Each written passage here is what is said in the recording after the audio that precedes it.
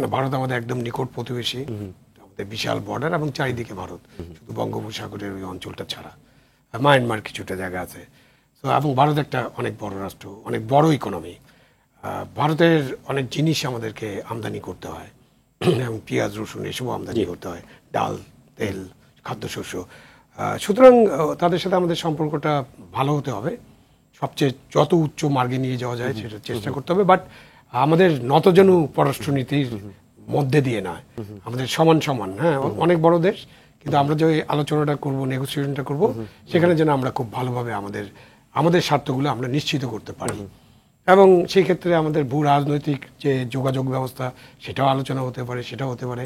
আমাদের যদি মায়ানমার থেকে গ্যাস আনতে হয় সেটাও আলোচনা হতে পারে, অনেক বিষয় নিয়ে আলোচনা হতে পারে। আমার কাছে যেটা মনে হচ্ছে, গত 54 বছর যেই সরকার আসুক, কোনো সরকারের সাথে কি ভারতের কোনো ঝামেলা হয়েছে কিনা? হয়নি তো।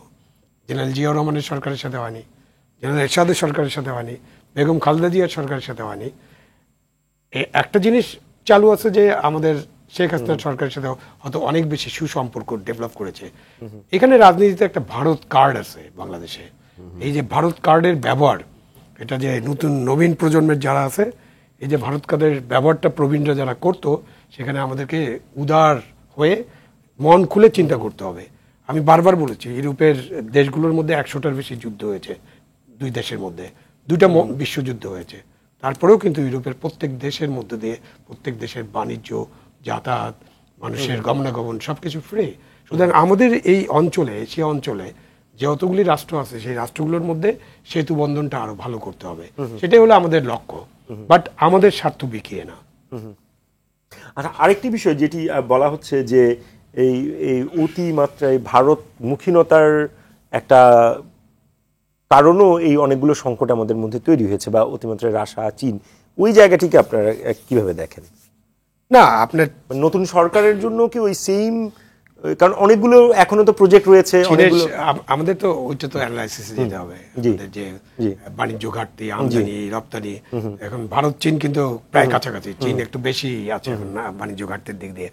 সো আমাদের এই দুইটা দেশের সাথে আমাদের সম্পর্কটা খুবই গুরুত্বপূর্ণ। আর মার্কিন যুক্তরাষ্ট্রের সাথে আমাদের সম্পর্ক খুবই গুরুত্বপূর্ণ। মার্কিন যুক্তরাষ্ট্রের সাথে সম্পর্কটা গড়ে তোলা, এবং সেই সম্পর্কটা যেমন ওদের সাথে আগের সরকারে খুব ঘষাঘষি হচ্ছিল, এবং সেটা কিন্তু আমাদেরকে খুব ভালো পজিশন নিয়ে যায়নি। তো মার্কিন যুক্তরাষ্ট্র, তার সাথে ইউরোপ আছে, অস্ট্রেলিয়া, নিউজিল্যান্ড, কানাডা, তো এই সবগুলো দেশ মিলে তো একটা উন্নত বিশ্ব, এবং উন্নত বিশ্বের আমাদের অনেক সহায়তা দরকার। সুতরাং আমাদের পররাষ্ট্র যিনি দায়িত্ব পেয়েছেন, তিনি মানে একজন সাবেক পররাষ্ট্র সচিব এবং পররাষ্ট্র ক্যাডারের মানুষ, মানে বর্ন ডিপ্লোম্যাট বলা যেতে পারে। সুতরাং তিনি এই বিষয়গুলো নিয়ে নিশ্চয়ই আলোচনা করবেন এবং আলোচনা করে ঠিক করবেন। আমি একটু ওই যে আপনার উপদেষ্টা কি সহকারী উপদেষ্টা নিয়ে আলোচনা করছিলেন, ওখানে একটা আলোচনা করা যেতে পারে। মানে হঠাৎ করে এত সংখ্যক সহকারী উপদেষ্টা নেওয়া, মানে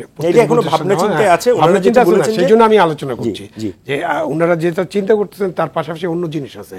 আমাদের যারা, যদি আমরা ছাত্র সমন্বয়কদের বা ছাত্রদের সাথে সেতু বন্ধনের জন্য কাজ করতে চাই, আমাদের প্রত্যেক উপদেষ্টা কিন্তু সহকারী আছেন, একান্ত সহকারী আছেন, সেই পজিশনেও কাজ করতে পারে। আপনি সহকারী উপদেষ্টার পজিশনে কাজ করতে গেলে আপনি তখন আপনারও একটা দপ্তরিক কাজকর্ম করতে হবে। কিন্তু আপনি যদি উপদেষ্টার সাথে তার সহকারী তার সাথে যদি থাকেন, তখন আপনি অনেক কিছু তাকে দিতে পারেন, ফিডব্যাক দিতে পারেন। যে পদগুলা আগে ক্যাডার সার্ভিস থেকে আসতো, ক্যাডার সার্ভিস থেকে একটা ট্রেনিং এর পর তারা কিন্তু ওইসব পদে কাজ করতেন।